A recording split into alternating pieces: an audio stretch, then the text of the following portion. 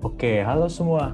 Kembali lagi nih di Spark Talk Podcast edisi ke-7 bersama aku Agustinus Brevi.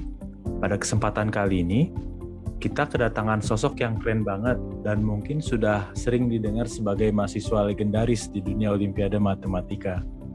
Nah, beliau sekarang masih aktif dalam mengajar matematika kalangan nasional dan internasional juga loh. Keren banget kan? Mungkin beberapa udah bisa nebak namanya dan tanpa berlama-lama lagi, mari kita sambut Kak Hans Mahadika. Oke, halo Kak Hans. Halo, selamat malam semuanya. Boleh perkenalin diri kakak dulu deh. Oke. Ya, perkenalan diri gue ya.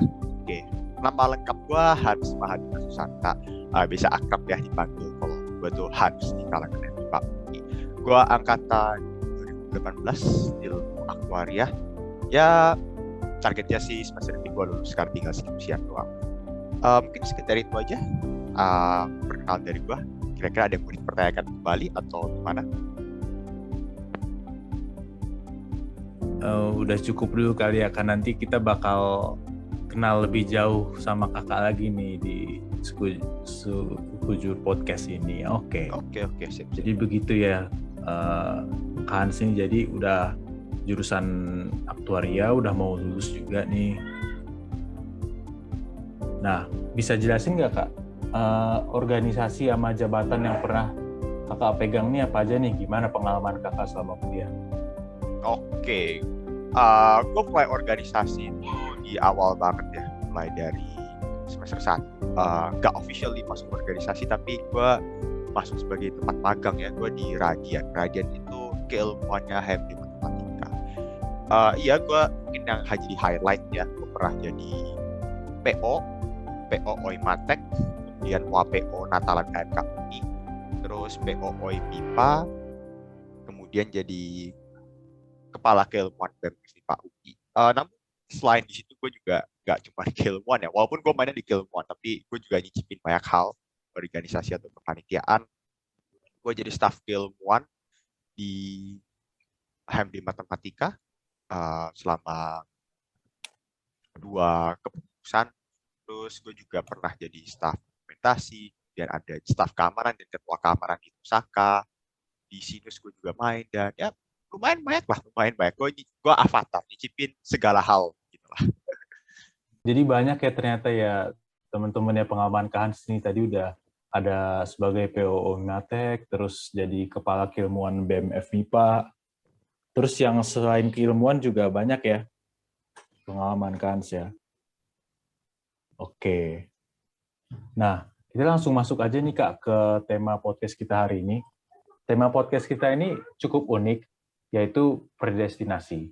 Sebelumnya, apakah Kak Hans pernah dengar nih kata predestinasi?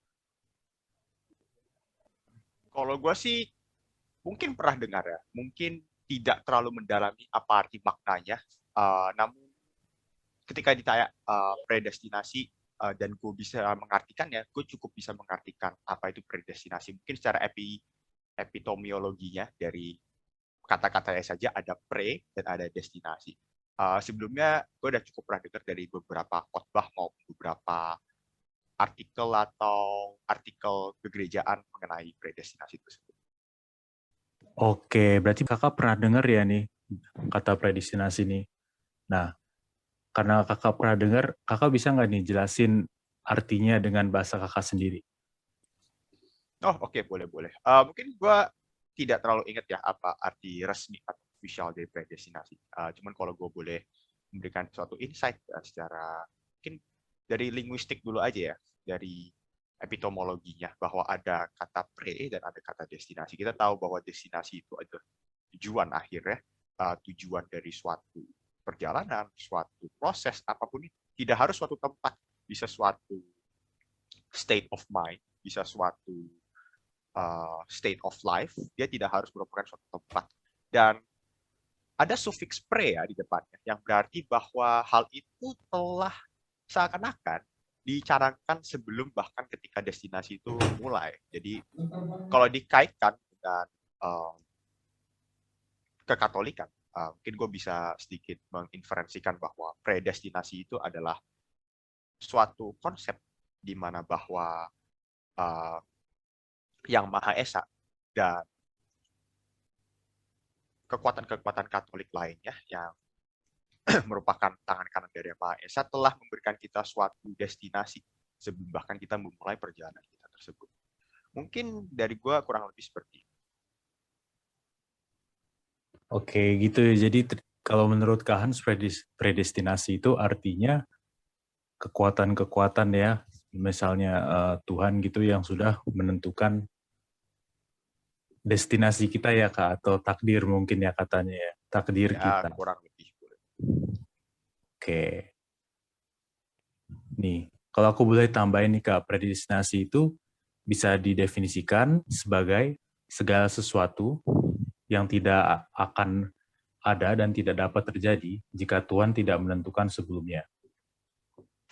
Yang ditetapkan sejak kekekalan bukan hanya hasil akhir, jadi bukan hanya keselamatan, tapi juga seluruh rangkaian proses yang menuju ke sana. Jadi bukan hanya kayak masuk surga atau masuk neraka aja, tapi proses kehidupan kita juga masuk dalam predestinasi ini nih. Nah, ini sesuai opini Kans, seberapa penting eksistensi konsep predestinasi ini? Oke, menurut gue bukan cukup penting ya, menurut gue sangat penting. Karena mungkin dari pengalaman-pengalaman hidup gue maupun pengalaman-pengalaman lain ya dalam kehidupan gue, kurang jelas ya kalau kita hanya termotivasi ke suatu tujuan akhir tanpa kita beritahu prosesnya seperti apa. Mungkin bagi kalian yang sudah pernah bersinggungan dengan yang namanya kepanitiaan atau organisasi, ya tentu ya semua, let's say destinasi dari semua program kerja maupun acara itu adalah bahwa membuat suatu acara atau program kerja itu baik. Namun jika tidak ditentukan terlebih dahulu plan-plannya, maka apakah bisa dipercaya orang yang maju tersebut? Mungkin kalau bagi gue ya, kayak konsep itu penting ada dan dimengerti bagi umat-umat Katolik karena menurut gue kurang ada aja ketika dimotivasi bahwa oh ya pada akhirnya lu akan misalkan ke surga atau lu akan ke neraka jika lu melakukan hal yang buruk atau lu tetap akan disayang Tuhan atau lu akan mendapatkan suatu imbalan. Menurut gue oke, gue bisa terima. Namun apakah itu dalam tanda kutip ya kurang jelas gitu, bahwa kita semua tuh perlu panduan ya, namanya juga manusia ya, kita semua perlu panduan. Jadi seakan-akan ketika tidak ada konsep predestinasi yang tadi katanya sudah mengatur bahkan dari jalan-jalannya saja ya, ketika jalan-jalannya tidak diberikan, seakan-akan destinasi itu kita nggak jelas apakah bisa kita raih atau apakah kita bisa percaya akan destinasi tersebut. Mungkin bisa dimengerti ya, tanpa adanya planning yang diberikan terhadap cara-cara kita menempuh ke destinasi tersebut, mungkin at some point of time kita bisa lost faith. Jadi perlu ada ya predestinasi. Bahkan ternyata tadi bagus ya konsepnya tidak hanya destinasi doang diperjelaskan. Bahwa ternyata jalan-jalan menuju situ sudah ditetapkan juga. Oke, jadi kalau menurut Kans tadi lebih ke peran predestinasi dalam kehidupan kita ya Kak, kita perlu bimbingan dan kayaknya kalau misalnya uh, menyelesaikan segala kesulitan hidup sendiri itu bukan sesuatu yang mudah ya, atau bahkan bukan sesuatu yang bisa dilakukan manusia sendiri ya Kak. Ya, betul. Oke. Nah, kalau dilihat dari sejarahnya nih Kak, ketika awal predestinasi diperkenalkan, konsep ini menjadi bahan pembicaraan, bukan karena kontroversinya, tapi karena konsep ini tampaknya kontradiktif dengan konsep kehendak bebas yang dimiliki oleh setiap manusia. Nah, menurut Kak Hans, apakah kedua konsep tersebut dapat berjalan bersamaan, atau hanya sebagian besar dari konsep tersebut yang dapat berjalan secara bergiliran? Oke, ya, gue cukup bisa mengerti pertanyaannya. Pertanyaannya cukup menarik ya, karena ketika dalam ilmu kekatolikan kita semua tahu bahwa semua orang itu punya free will, bahwa lu ngapain aja terserah, lu dilahirkan punya free will. Tetapi ternyata ketika konsep ini diperkenalkan, Tuhan juga sudah punya jalan buat lu. Jadi seakan-akan apa yang gue mengerti dari pertanyaan ini adalah, jadi free will tuh ada atau enggak ya ketika Tuhan setelah berikan kita jalan, apakah free will kita tetap berlaku gitu ya. Kan seakan-akan kontradiktif sekali ya. Kita oke, jadi gue lahir gue boleh ngapa-ngapain aja nih, tapi kok jalan gue udah dikasih. Um, bagi gue, personally bagi menurut gue tidak ada masalah dengan kedua konsep tersebut. Gue tetap merasa itu bisa berjalan satu sama lain. Mungkin yang gue ingin canangkan dari cara pemikiran gue adalah dua hal itu merupakan sesuatu yang di-granted sama Yang Maha Esa secara berbeda ya. Mungkin orang-orang bakal kepikiran bahwa ya itu ya sangat kontradiktif. Tapi menurut gue tidak kontradiktif karena kedua hal itu merupakan dua hal yang pada sisi yang berbeda. Ketika lu diberikan free will, ya udah, lu diberikan suatu kebebasan untuk bertindak. Tidak berarti kebebasan yang untuk bertindak itu akan merubah, let's say, rencana Tuhan yang telah diberikan kepada lu, gitu ya. Lalu dan ketika rencana terhadap Tuhan itu telah diberikan, tidak berarti juga lu tidak punya free will ya. Jadi menurut gue kedua hal itu lepas satu sama lain. Tindakan kita, kalau kita percaya dengan namanya bahwa Tuhan selalu membantu ya, bahwa Tuhan selalu memberikan jalan, apapun tindakan kita, gue tetap percaya bahwa at the end of the day, God will give His way. Aja. Jadi menurut gue sama sekali dua hal itu awalnya terdengar kontradiktif. Nah, tetapi ketika kita mulai berpikir secara lebih lanjut, bisa dibayangkan bahwa apa ya? Bahwa sebenarnya apa yang kita lakukan juga secara tidak langsung pasti Tuhan akan memberikan jalan. Dan ketika Tuhan memberikan jalan, bukan berarti itu free pass, tetapi ketika kita melakukan hal-hal yang seakan-akan keluar dari jalan tersebut, sesuai kepercayaan kekatolikan, tidak ada yang namanya Tuhan akan mentelantarkan kita. Tuhan akan selalu memberikan kita jalan.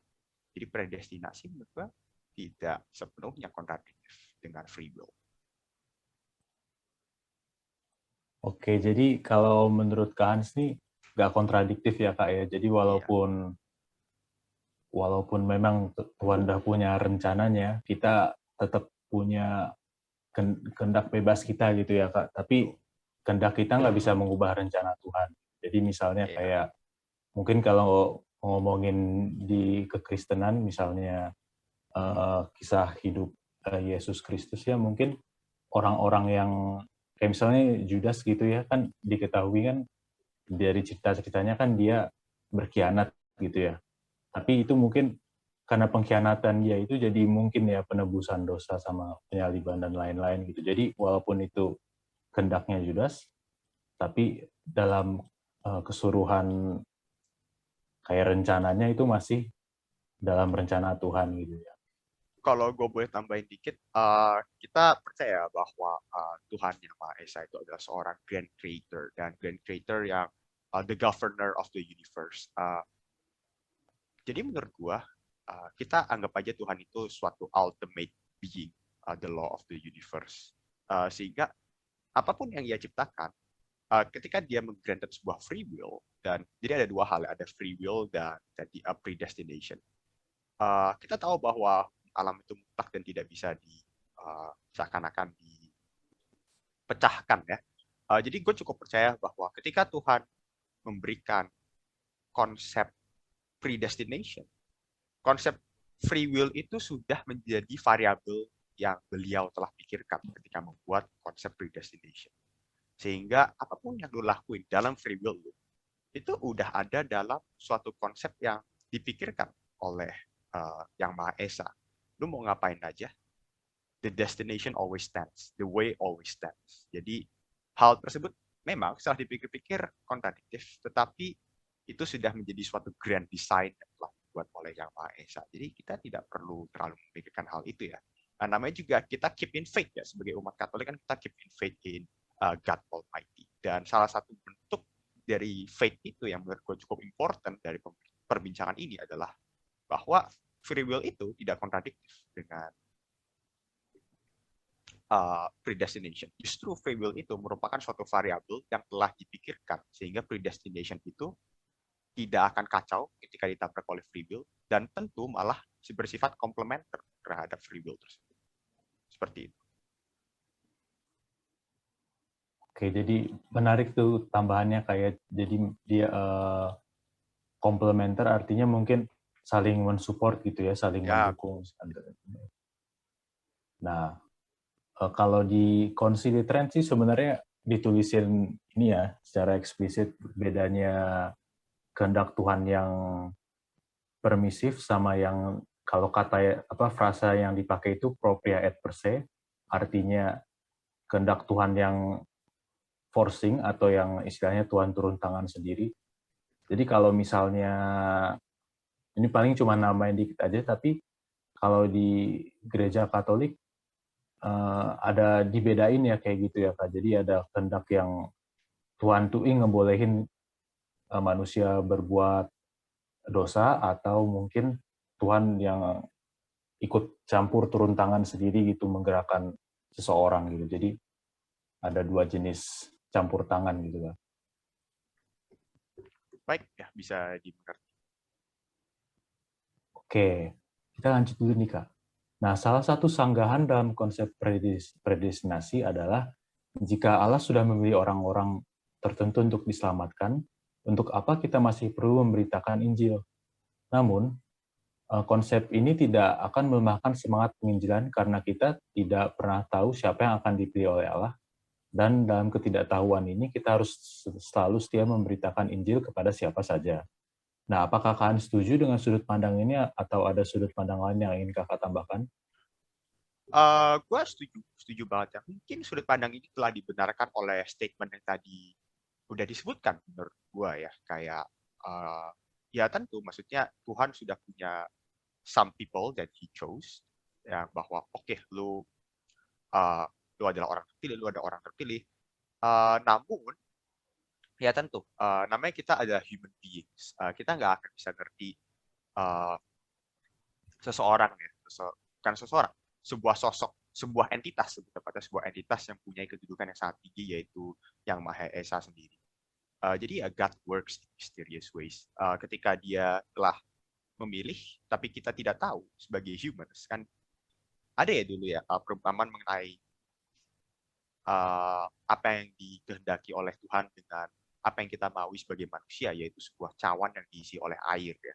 Bahwa Tuhan itu seperti laut dan cawan kita sekedar cawan ya, kita tidak bisa grasp the full context. Jadi ketika Tuhan telah pada default ya, by default dia memilih, dan tetapi kita sebagai manusia tidak bisa mengerti, ya tidak berarti hal itu harus kita selesaikan. Jika harus kita kita tidak tahu apa-apa, maka kita tidak akan melakukan apa-apa. Justru itu dapat kita jadikan suatu motivasi ya, motivasi bagi kita sendiri bahwa kita tidak tahu, variabelnya terlalu luas, ini terlalu,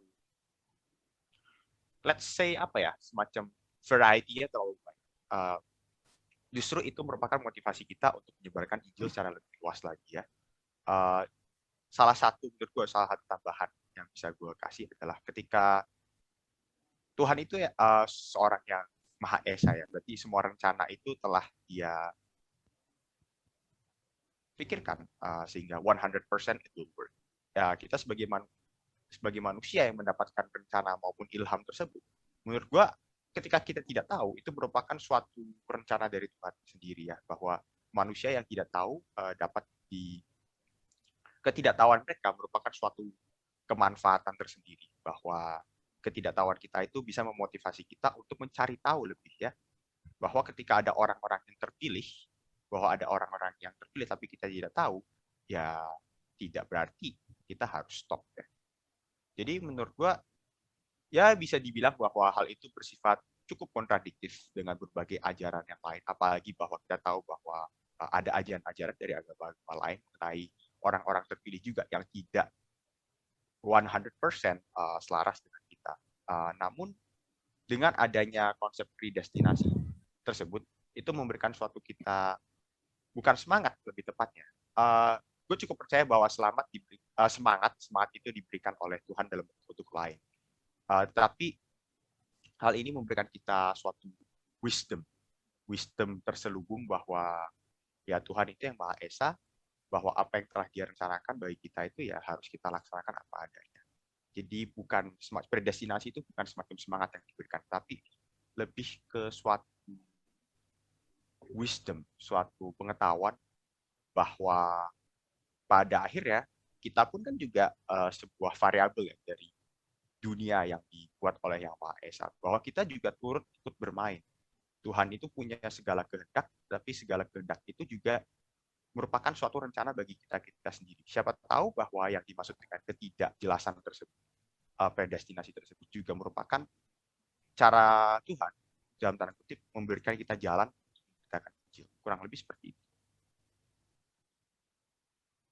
Oke, jadi begitu ya ternyata ya kalau pendapat ke Hans tadi itu memang kita nggak tahu semuanya dan memang walaupun kalau ada predestinasi mungkin kita mikirnya untuk apa sih memberitakan Injil gitu. Tapi sebenarnya dari ketidaktahuan kita itu membuat kita itu memberikan kita semacam wisdom ya tadi, semacam mungkin Kak juga humility, bahwa kita nggak Ya, tahu kita betul nggak sekali. tahu takdir dan kita nggak bisa kira-kira takdir. Kalau misalnya ada sesuatu yang Tuhan suruh kan kayak memberitakan Injil gitu, kita ikutin aja dulu gitu kan ya. Everything will make sense at the end of the day. Menurut gue sih itu ya. Oke. Nih terakhir Kak, yang mungkin dapat kita bahas mengenai predestinasi ini itu ya, ada sanggahan yang ngomong kalau misalnya Allah itu tidak adil karena memilih keselamatan untuk sebagian orang dan tidak untuk semuanya. Bagaimana opini Kak Hans menurut terhadap sanggahan ini? Oke, menurut gue itu sanggahan yang cukup unik ya. Namun sebenarnya apa yang ingin gue canangkan adalah, let's say itu sebuah sanggahan, itu sebuah argumentasi, sebuah pemikiran yang dikemukakan. Namun pemikiran siapakah?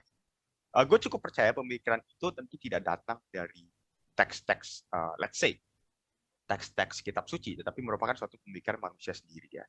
Kalau gue pengen jujur, ini mungkin sedikit poetis, tapi mungkin sanggahan itu bisa gue kategorisasikan seperti ini. Apa itu sebuah sanggahan ketika kita menyanggah Tuhan? Ya kan?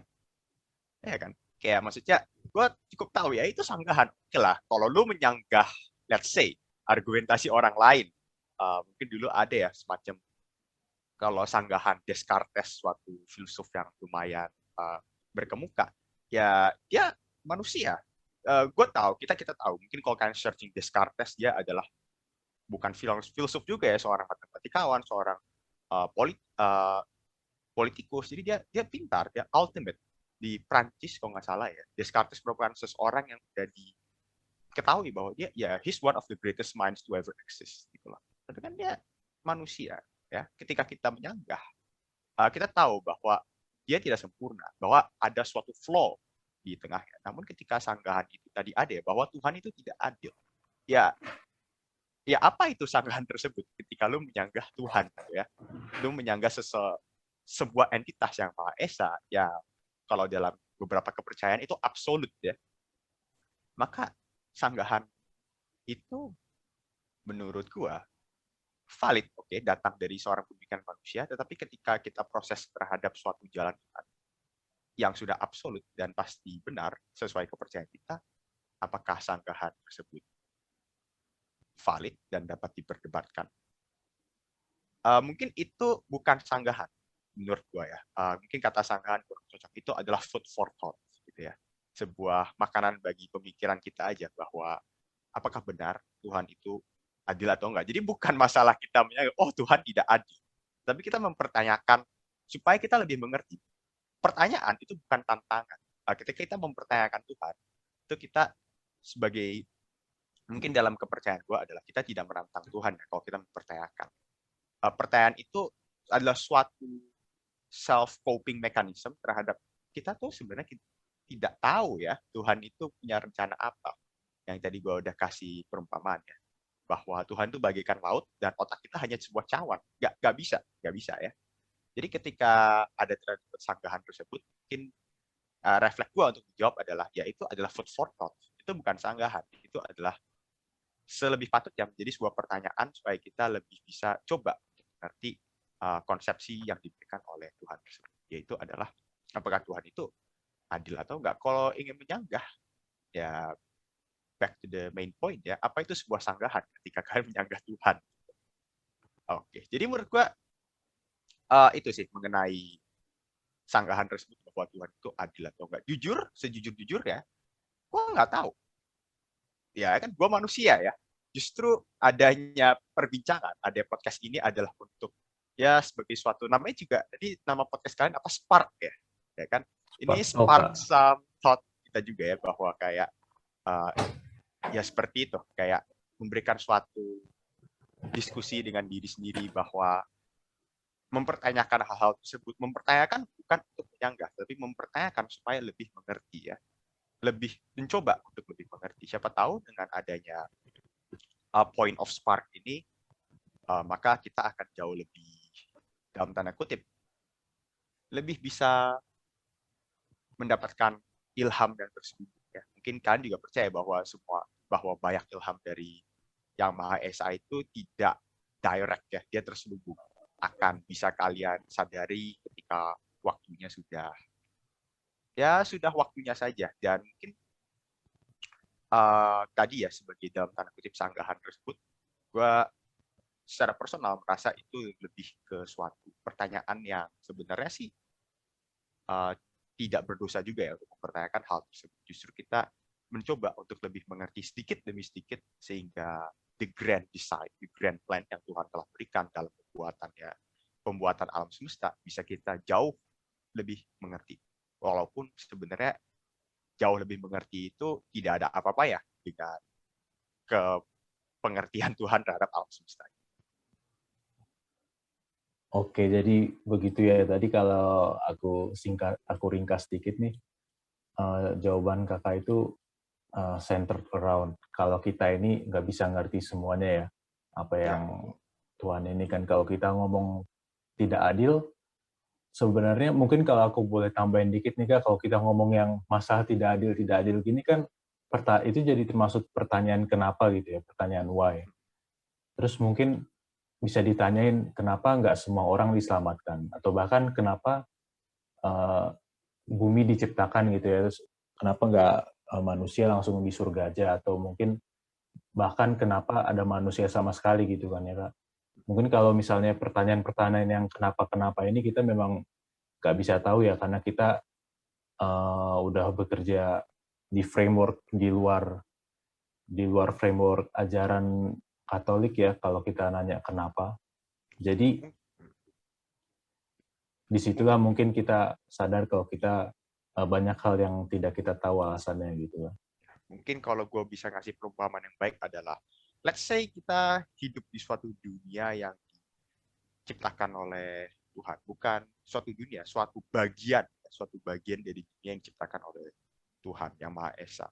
Kan tentu ya, misalkan explicitly gue ngomong kita hidup di bumi, kan Tuhan juga menciptakan matahari, bulan, dan lain sebagainya. Apa yang kita bisa lihat sebagai manusia yang hidup di bumi adalah suatu point of view yang hanya seperti itu aja ya. Misalkan kayak kita ada di suatu kubus ya, kita ada di suatu let's say permukaan kubus, yang kita lihat hanyalah bagian 2 dimensinya saja. Kita bisa melihat ke kiri, kanan, depan, belakang. Tapi yang Maha Esa yang membuat kubus tersebut bisa melihat keseluruhan kubus tersebut. Jadi apa yang kita lihat, persepsinya itu tidak lengkap. Kita tidak melihat persepsi itu dari cara pandang Tuhan yang Maha Esa itu sendiri.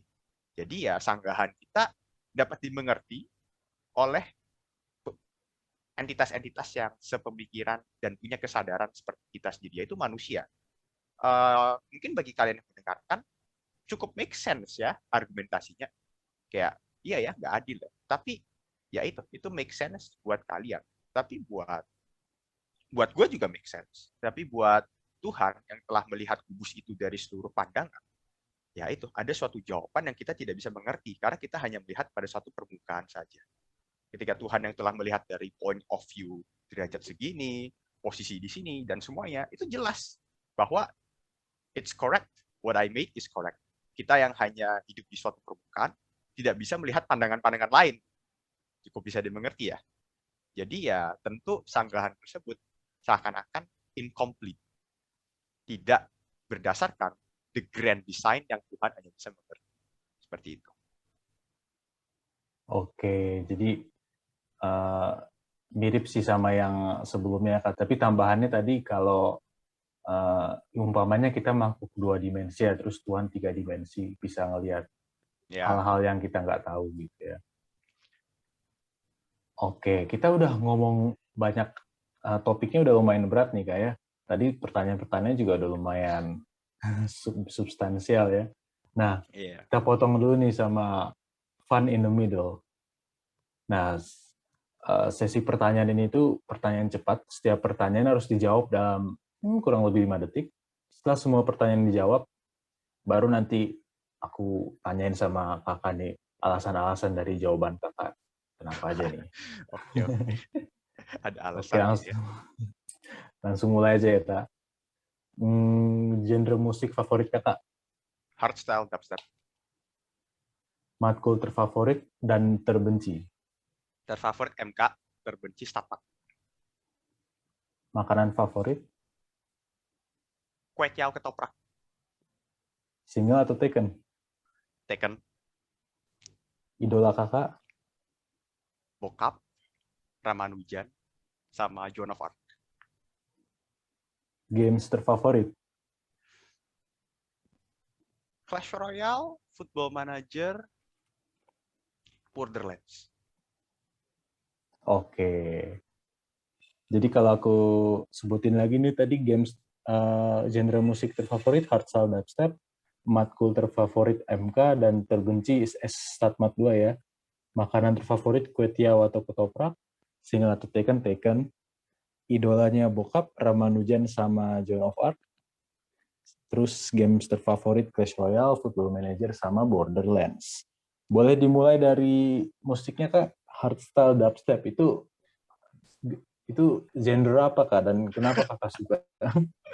Ya, itu memang genre yang cukup rare ya di kalangan, let's say, orang-orang Indonesia pada awalnya. Ya, gue suka aja semangat, dan menurut gue ada sisi artistik tertentu yang mungkin tidak bisa dimengerti oleh orang awam. Bukannya gue sok edgy atau apa, tapi ya kita tahu ya, namanya juga seni ya. Seni itu kan diapresiasi gitu. Jadi ya gue nge-vibe aja. Gue merasa bahwa hal tersebut bisa diapresiasi secara lebih menarik saja. Nanti kalau kalian bikin podcast tentang musik bisa gue bicarakan ya. Mungkin kalau gue bicara mungkin bisa lebih dari sejam. Ya itulah secuplik dari apa yang benar-benar membuat gue suka hardstyle. Kalau kalian mungkin boleh sedikit lebih tahu lebih ya, kan walaupun gue anaknya keilmuan banget, dan segala hal yang gue lakukan di apa ya namanya, perjalanan kampus gue itu keilmuan banget, sebenarnya gue tuh jauh lebih ke anak seni. Jadi ya itu perbincangan bakal lebih berat sih. Jadi itu menunjukkan sisi lain Kak Hans ya, yang mungkin Ya, kalau dari betul, betul. Baik, kegiatannya keilmuan semua, tapi ternyata ada hobinya juga seni ya. betul. Oke, ini aku tambahin trivia dikit aja Kak ya. Kan kalau hardstyle dubstep kan berarti musik elektronik gitu ya. Tahu nggak kalau musik elektronik itu sebenarnya munculnya dari musik klasik? Oh, cukup unik. Gue tidak terlalu tahu sebenarnya. Unik-unik. Iya, jadi di awal, kalau musik elektronik di musik klasik itu udah ada dari awal tahun 1900-an ya. Dulu itu musik elektronik itu keuntungannya orang-orang tuh mau nyoba-nyoba ikutin sistem musik yang lain, kayak yang di India gitu kan musiknya disebutnya mikrotonal, jadi note-nya ada banyak gitu ya. Terus interval frekuensi antar note-nya kecil gitu ya. Jadi nggak bisa pakai alat musik biasa, mereka coba alat musik elektronik. Oke. Oh, interesting. Matkul terfavorit dan terbenci MK dan Statmat 2. Ini kenapa nih Kak?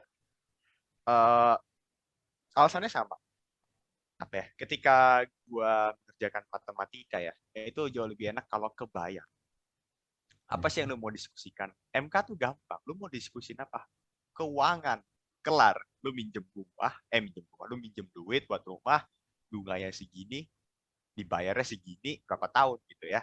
Lo ada saham, apa yang akan dilakukan dengan saham, nilainya akan berapa, mudah ya untuk dibayarkan.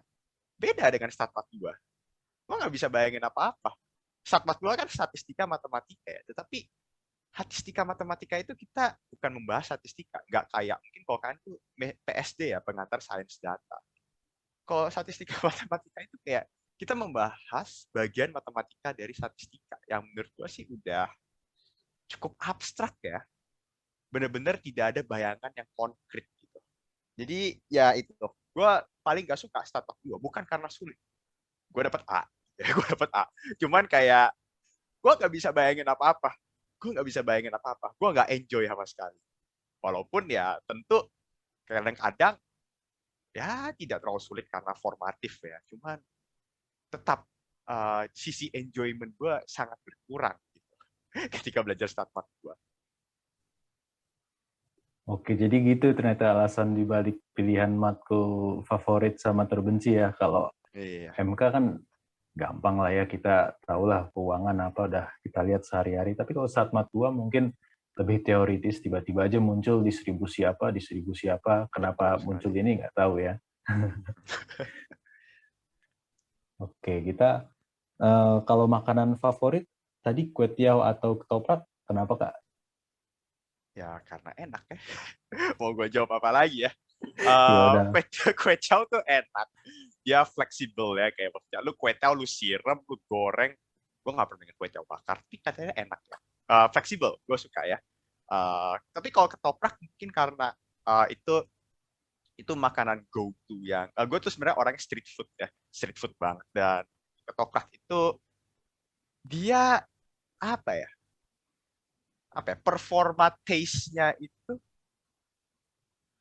variansinya itu kecil banget. Kayak kalau lu makan ketoprak dimanapun rasanya kurang lebih sama kan. Jadi kayak ya ketoprak gitu ya. Gue tidak bisa berekspektasi banyak, tapi untung gue suka dan performanya tuh selalu apa ya, nggak jauh beda ya. Lu makan ketoprak dimanapun rasanya kan tetap enak ya. Jadi ya gitulah, gue nyaman nyaman banget dengan ketoprak. Oke, alasannya lumayan bisa diterima sih Kak. Oke. Diterima. Nah, lanjut nih.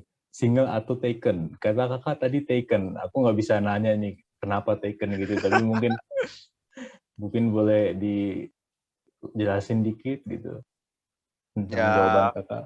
mungkin agak sedikit menyinggung materi podcast tadi ya. Ya udah predestinasi sih menurut gua. Udah ada rencananya dari Yang Maha Esa. Ya gue benar-benar merasa banyak sekali perjalanan yang gue tempuh sampai akhirnya Taken. Dan itu menurut gue predestinasi dari Yang Maha Esa aja, bahwa oh sebenarnya gue masuk UI, oh sebenarnya gue menjalani hal tersebut. Mungkin setelah gue pikir-pikir, ya rencananya mungkin supaya gue Taken ya. Gue senang sih dengan apa yang gue dalam hubungan gue senang banget. Gue ya to the point ya ekstrim ya. Gue antara nikah sama dia atau gue mati sendirian gitu. Gue sangat senang dengan hubungan kita. Seakan-akan itu pemberian Yang Maha Esa juga. Kompleks banget kalau gue cerita secara full ya. Kenapa gue ambil sampai Taken ya. Itu kompleks banget, benar-benar kompleks. Tapi ya mungkin apa ya, cukup ironis ya bahwa ternyata materi dari podcast ini ada nyambung-nyambung. Ketika gue mendapatkan pertanyaan-pertanyaan tersebut, ya otomatis yang gue pikirkan adalah ya itu sih. Ya mungkin selama ini perjalanan gue dengan Chelsea Tenisa Biologi 21 itu salah satu dari bagian predestinasi gue. Itu aja. Oke, jadi menarik juga ya. Ada hubungannya sama materi juga ya. Tapi Betul. kayak kalau dijelasin panjang ya Kak ya. Ya, nanti bikin podcast satu lagi. Oke, tadi idola kakak nih, bokap Ramanujan sama Joan of Arc. Kenapa tuh Kak? Mungkin karena bokap gue adalah anggota keluarga yang bukan cukup, dia paling sentris di kehidupan gue. Ya bokap gue tuh meninggal 27 Juli 2021, udah hampir setahun ya, dan gue udah cukup nyaman membicarakannya. Gue merasa bahwa kematian bokap itu membuat gue jauh lebih dewasa, dan ternyata apa ya, mungkin kalian pernah dengar bahwa the value of something increases tenfold when the creator dies gitu loh. Jadi kayak apa yang bokap gue ajarkan ternyata setelah bokap gue meninggal jauh lebih bermakna bagi gue, dan gue merasa bahwa sebagian dari kesuksesan gue di dunia karir, dunia akademis maupun dunia perkuliahan secara general, ya itu adalah efek-efek dari ajaran bokap gue. Jadi bokap gue itu idola gue, terutama ajaran-ajaran yang seiring kehilangan bokap gue, ajaran-ajaran tersebut makin kuat. Oke, mungkin gue langsung next saja ya, langsung ke tadi ya, ada Ramanujan. Mungkin karena gue anak yang matematika banget ya, gue di departemen matematika juga, gue respect dengan orang yang berkutik di dunia matematika. Jadi kalau kalian udah cukup mendengarkan kenapa StatMat itu gue paling benci ya, karena gak ada bayangan. Kerjaan Ramanujan itu matematika murni yang gak ada bayangan. Dan seakan-akan kalau kalian pernah dengar ceritanya, bahkan ada filmnya ya, kalau nggak salah ada filmnya kan mengenai Ramanujan, itu bahwa dia menemukan hal-hal matematis itu seakan-akan juga ada intervensi dari kepercayaan dia, bahwa itu holistik juga. Dan menurut gue itu keren aja. Kayak gue sempat kepikiran bahwa gue respect banget dengan Ramanujan ya, apalagi dia benar-benar pinter. Jujur menurut gue dia salah satu manusia yang paling pintar atau berbakat yang pernah hidup di dunia ini. Mungkin melebihi sosok-sosok yang kalian lebih bisa mengerti, seperti Albert Einstein, Sir Isaac Newton. Gue cukup bisa memperdebatkan kenapa Ramanujan itu literally one of the best di dunia ini gitu. Jadi gue respect banget. Oke, terakhir tadi Ya. Joan of Arc, Kak. Ya, Joan of Arc. Mungkin itu gue tambahin ya, karena kita kan ada podcast Katolik di sini ya. Gue menambahkan suatu sosok Katolik biar kita lebih relate aja. Jujur gue tidak terlalu tahu banyak mengenai Joan of Arc, tetapi gue sangat vibe dengan dia ya, bahwa menurut gue dia keren aja gitu. Kayak yang bikin dia keren menurut gue adalah bukan pencapaiannya ya, walaupun tentu pencapaiannya sangat keren, tapi umurnya ketika dia mencapai hal-hal tersebut. Kalau gue nggak salah, dia udah jadi panglima perang Prancis ketika umurnya 15 tahun, padahal dia seorang perempuan. Nah itu menurut gue benar-benar menembus semua, bukan gender roles juga ya, bahkan age roles juga, bahwa ada ya anak umur 15 tahun sehebat gitu loh. Dan dia akhirnya kan salah satu santo atau santa yang paling muda ketika meninggal ya, kurang lebih 19 tahun. Gue merasa bahwa hebat gitu. Seseorang seperti Joan of Arc bisa memberikan kebermanfaatan bagi dunia ketika umurnya hanya 19 tahun. Ngomong kasar, mungkin kalian dengar podcast ini kan juga sekitar 19 tahun ya. Ya kan? Kurang lebih sekitar 19 tahun. Atau bahkan kayak gue, udah 22 tahun ya. Mungkin kepikiran aja kayak, iya ya selama ini gue udah ngapain. Joan of Arc itu keren banget. 19 tahun udah bisa memberikan seluruh hal tersebut bagi dunia ini. Gue nge-vibe aja dengan capaian tersebut. Oke, jadi begitu tadi ya alasan-alasan kakak milih idola kakak tadi ya, ada idola pribadi, terus idola matematika, sama idola Katolik. Betul sekali. Oke. Sekarang lanjut nih ke games favorit, Clash Royale, Football Manager, sama Borderlands. Kenapa nih, Kak? Oke. Mungkin kalau Clash Royale sama Football Manager, gue tuh anaknya suka yang namanya jadi gue nggak suka game yang terlalu mudah. Kayak buat apa lu menang hal yang mudah? Itu takdir, bukan perjuangan. Jadi gue cukup suka game yang ada strateginya. Itu pertama, game yang ada strateginya. Ketika gue main Borderlands, sebenarnya bukan main game strategi ya. Dia kan story based first person shooter. Tapi gue suka RNG, random number generator. Bahkan ketika gue main Football Manager dan Clash Royale pun, gue berharap ada random number generator ya di sana. Ada suatu keacakan. Kayak menurut gue hidup itu paling nggak seru kalau cuma gitu-gitu doang. Ketika gue pengen main game, gue pengen merasakan hal yang berbeda setiap kali gue main game tersebut. Jadi ya gue pilih game yang paling mudah terkena variabel RNG tersebut. Dan kayaknya 3 game itu yang paling gue enjoy. Seperti itu. Oke, kalau Football Manager mainnya kakak save scumming nggak nih kak? Oh enggak, gue nggak save scumming, gue nggak mau save scumming. Itu paling nggak seru save scumming. Buat apa ya? Kayak pencapaiannya apa gitu. Walaupun ya jujur gue stres, kalah di UCL final itu stres banget. Cuman ya seperti itulah hidup. Hidup sempurna tuh kurang tantangan. Sama ya kayak main game sempurna nggak bisa, nggak tantangan. Oke.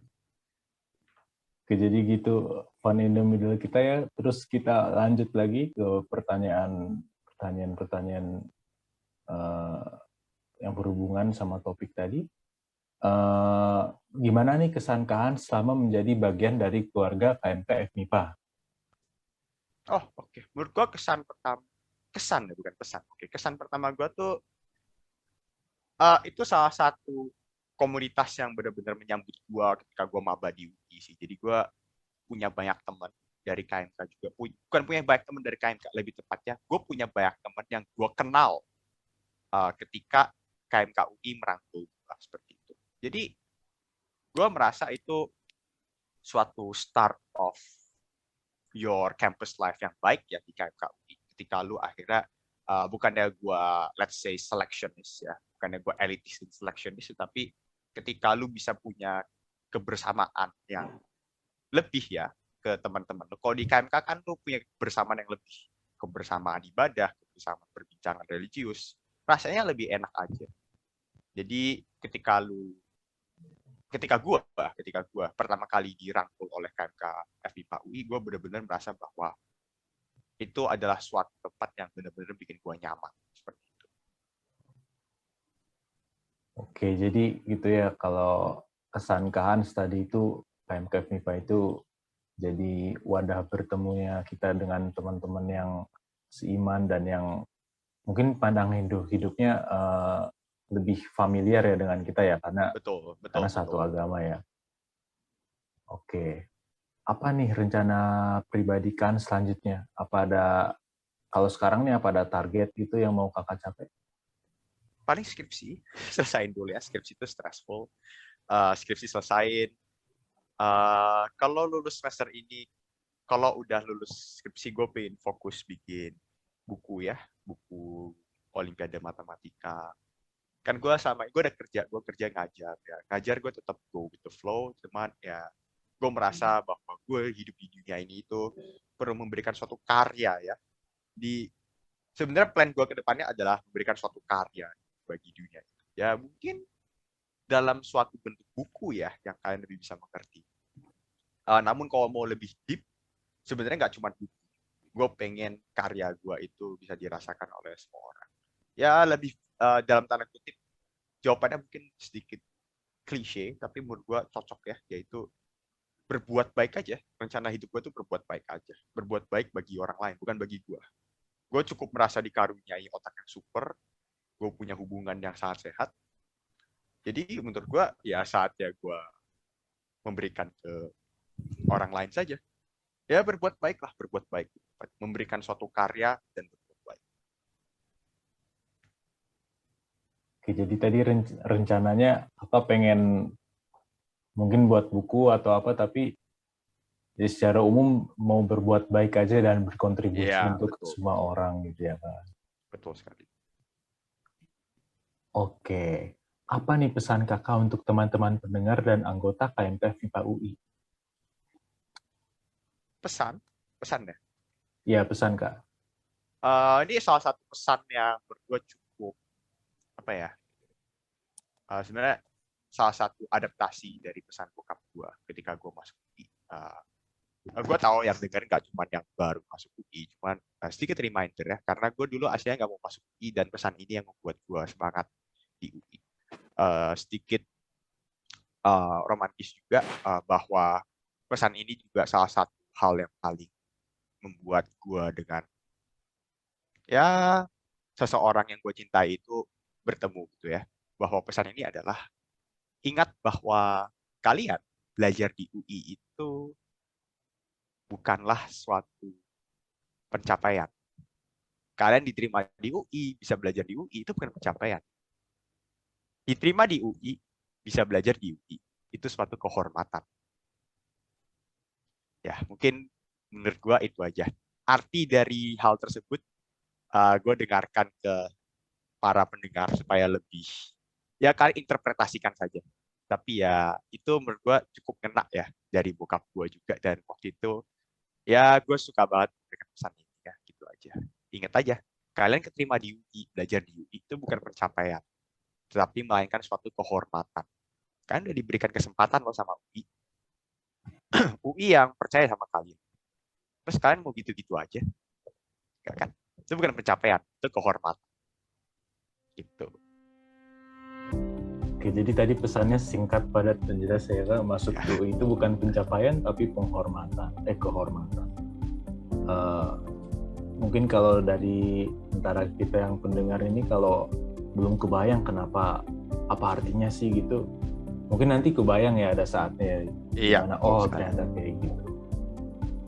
Oke, tak terasa waktu sudah berlalu dan kita sudah sampai ke penghujung pembicaraan kita hari ini. Terima kasih sekali untuk Kak Hans sudah meluangkan waktunya bersama kami dan memberikan pengalaman dan insight-nya buat kami semua. Semoga Kak Hans sukses selalu dan diberkati Tuhan. Aku Brevi undur diri, sampai jumpa di Spark Talk Podcast episode berikutnya.